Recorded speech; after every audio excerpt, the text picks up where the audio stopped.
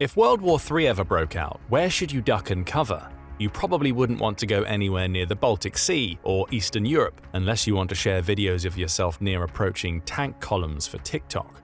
South Korea, Japan, Taiwan, the Philippines, Australia. Not good bets either, unless you're going sightseeing for Chinese or North Korean missiles, or even artillery shells if you happen to swing by Seoul. The Chinese and European Russian heartlands aren't good bets either, because missiles will likely be a common feature in the skies there too, and even the United States, which was once so well protected from the devastation of both world wars thanks to its two oceans, wouldn't escape unscathed. As advanced as its air defenses are, thousands of missiles at once, some of them hypersonic glide vehicles, aren't shrugged off so easily. So where would you go to ride this thing out then? Stick around if you have a mind to make some emergency plans in this era of growing geopolitical tension. World War I and World War II were true world wars, with fronts emerging in almost every corner of the world. However, a third world war would make those two conflicts look limited in scale.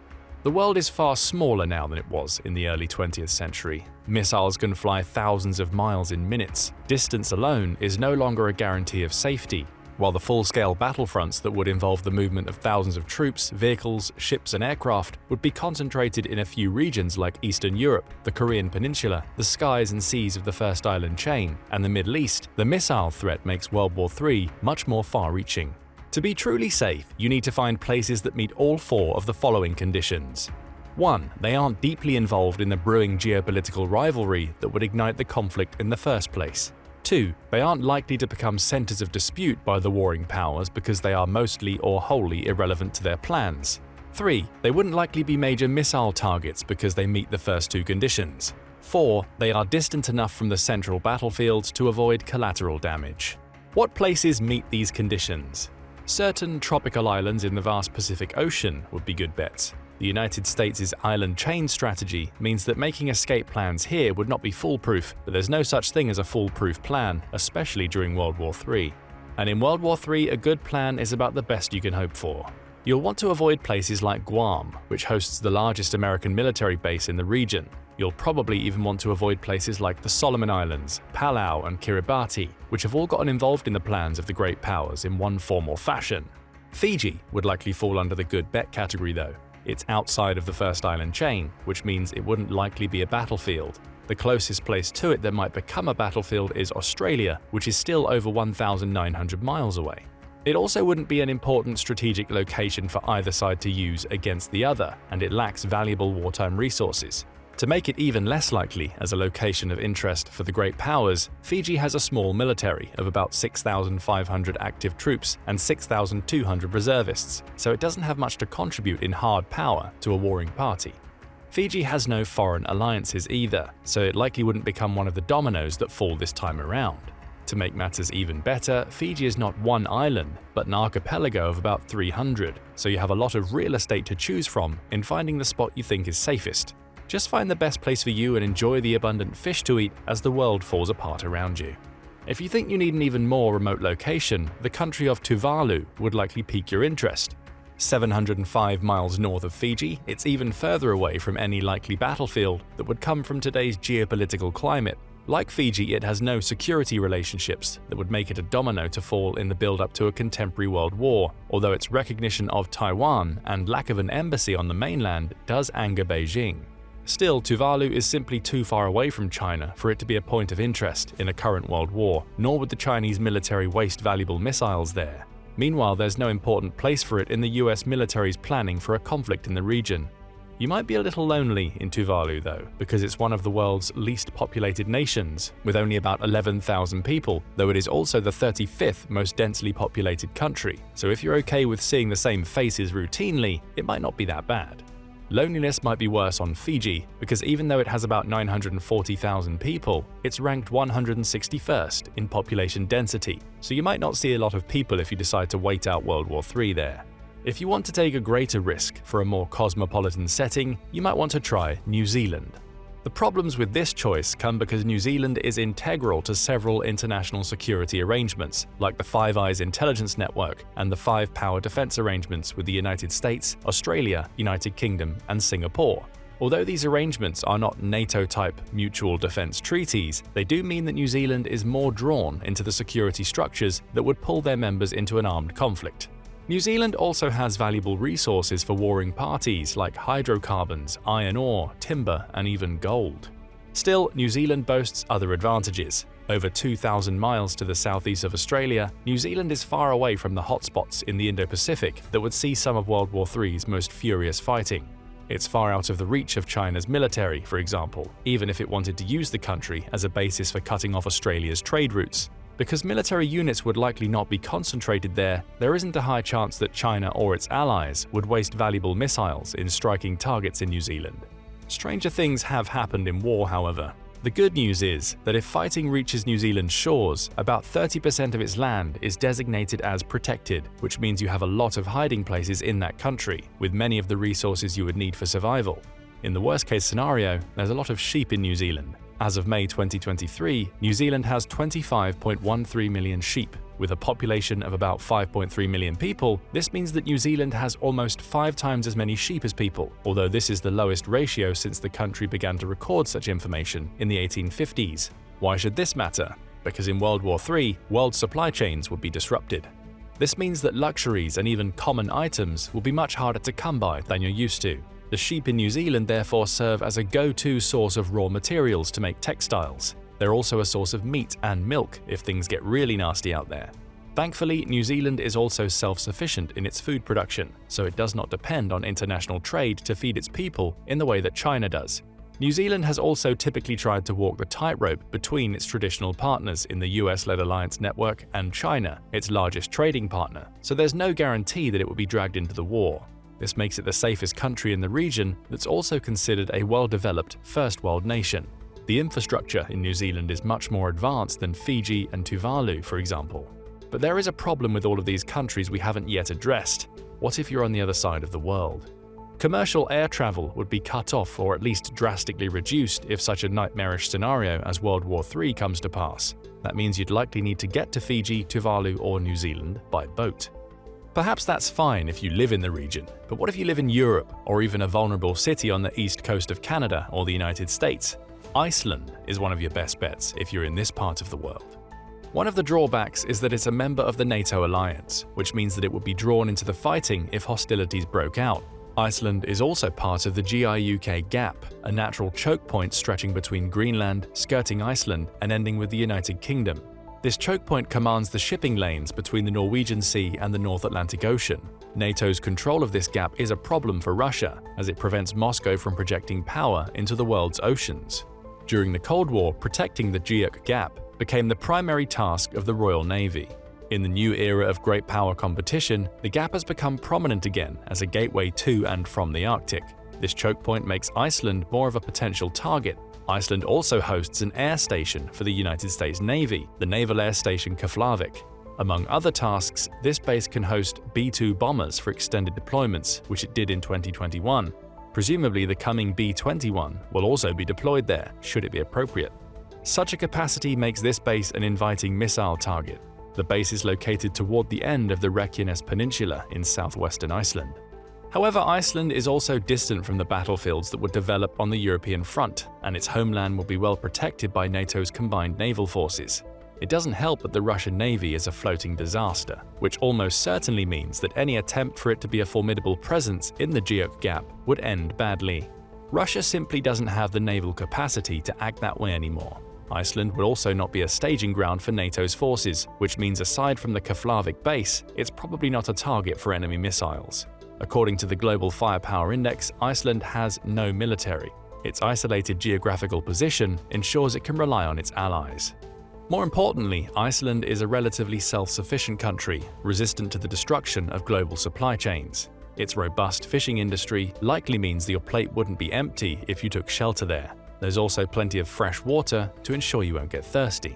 Iceland is also an energy-independent country. All of the energy in its power grid comes from its own resources. 73% of its energy comes from its hydroelectric power plants, and the rest comes from geothermal sources. 90% of Iceland's houses are heated directly by geothermal water directly via pipeline, so even if the power grid goes down, you likely wouldn't freeze. Iceland still needs to import fossil fuels for its transportation, but the government has implemented a policy to reduce this dependency. For example, it's one of the world leaders in electric vehicle adoption. Electric vehicles still make up a small portion of Iceland's total fleet at 14%, but the growth rate has been among the fastest in the world.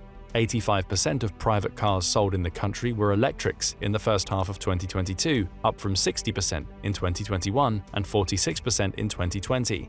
If you happen to be by the Keflavik base, there's a good chance you'll be able to get your hands on an electric car and drive to a safer area. If you're in North America and can't quite make it to Iceland thanks to commercial air travel being shut down, you can try your hand in the larger island next door, Greenland. As Greenland is a Danish territory, it's part of the NATO alliance, which means it would technically be at war in World War III. As Greenland is a gateway to the Arctic, there's been interest in it by the great powers. Donald Trump thought about buying it from Denmark in 2019, but this idea wasn't uniquely his. The United States has made several such proposals since 1867.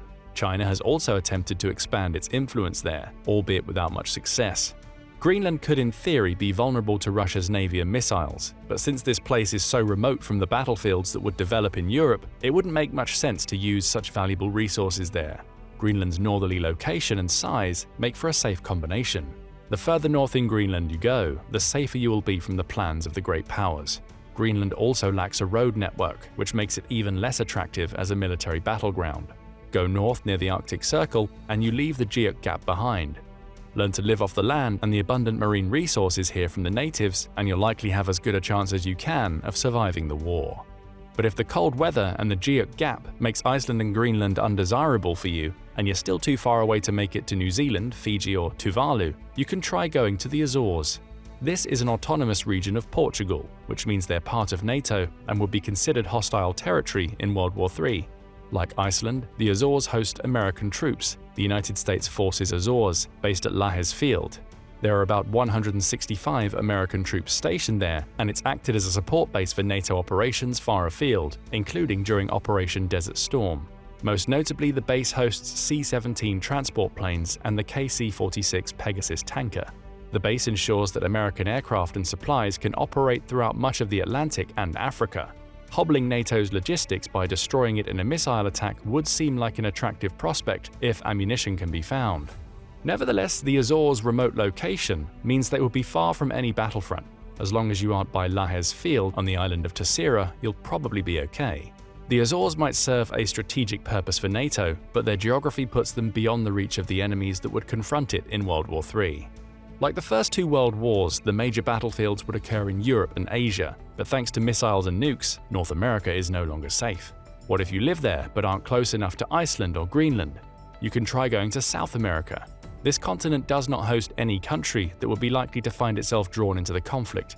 But where would you go there? The safest place from the war might be the Brazilian rainforest, where uncontacted hunter-gatherer tribes still live to this day.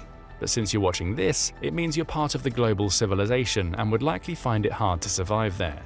You won't get killed by a missile, but something or someone else might do it. Fortunately, there are places in South America where you would most likely be comfortable even during World War III. One of these is Chile. This country is well protected by the Pacific Ocean and stretches down into South America's southernmost point. If Chile does become a target, you can escape to the Andes Mountains. Thankfully, you wouldn't likely need to go to those extremes. Chile is one of South America's most developed countries, has fertile land to grow crops, and there's potatoes pretty much everywhere. Like Iceland, Chile has made it a priority to be energy independent, and although it's not as well advanced as its northern peer, it produces 23% of its power from hydroelectric sources, 10% from wind, and 16% from solar. It still imports almost 71% of its net energy supply as of 2022 though, so if you're going to Chile, be prepared for future power outages, but in the context of World War III, a blackout doesn't seem so bad. If you're in the Old World, there's another continent that would be relatively safe from the ravages of World War III – Africa. As always, the great powers have tried to increase their influence on the continent, especially China, but African countries aren't tied into any international frameworks that would drag them into a global conflict. You'll want to avoid North Africa, since it's too close to the Mediterranean. The further south you go, the safer you'll likely be from the plans of the great powers. South Africa, as its name implies, would likely be the furthest away from the fronts that develop in a Third World War. Granted, there are some dangers there. The country has a high crime rate, including, among other statistics, a rate of 58.94 crimes per 1,000 people and a murder rate of 45 per 100,000 people, according to data acquired in November 2023. However, since World War III will be a lot more dangerous, South Africa's other advantages might make up for this, especially if you go to a nice area. South Africa is also experiencing an energy crisis. Ever since 2007, the country's national power utility, Eskom, has failed to meet demand, and in 2023, some homes and businesses went through up to 12 hours of blackouts a day. But in World War III, almost every other place would be too, and if your goal is to avoid a nuclear fireball while still enjoying city life, Cape Town wouldn't be a poor choice. There's plenty of seafood in Cape Town, coming from resources off the coast, so you probably wouldn't go hungry there. 4.9 million people live in the Cape Town metro as of 2021, so you likely wouldn't feel lonely either. These are the safest countries to go to in the event that World War III doesn't escalate to even a small nuclear exchange. If it does though, nowhere in the world is safe. Even the use of less than 1% of the world's nuclear weapons could produce dramatic environmental changes. For example, researchers at Rutgers University determined that as few as 50 bombs with the yield of the Little Boy device dropped on Hiroshima, 15 kilotons, would heat the stratosphere enough to deplete the ozone layer and cool global temperatures by 1.5 degrees Celsius for several years. After a decade, the temperature would still be 0.5 degrees below normal, the equivalent to the Little Ice Age, which lasted from about 1300 to 1850 and was marked by bitterly cold winters such as the Great Frost of 1709. While this would be uncomfortable, it would at least be survivable if you aren't directly in the blast zones, since an exchange of this sort would not be enough to create a full-blown nuclear winter. But unfortunately, if you have plans to survive a nuclear World War III, today's bombs are much more powerful than 15 kilotons, and since the great powers collectively have thousands of them, more than 50 would likely be used. Nuclear winter is all but guaranteed if nukes are used, and with it the crop failures that would kill billions, with you likely among them, no matter where you are. So even if you have a detailed World War III survival plan, the only thing you can really do is pray that the war remains conventional. But what do you think might be the safest places to go to in World War III? And is there even a chance that you will be able to find a safe haven if it escalates into a nuclear exchange? Don't forget to let us know in the comments. Also make sure to hit the like button and subscribe to the channel for more military analysis from military experts. Now go and check out these US states will be sacrificed if World War III starts, or click this other video instead.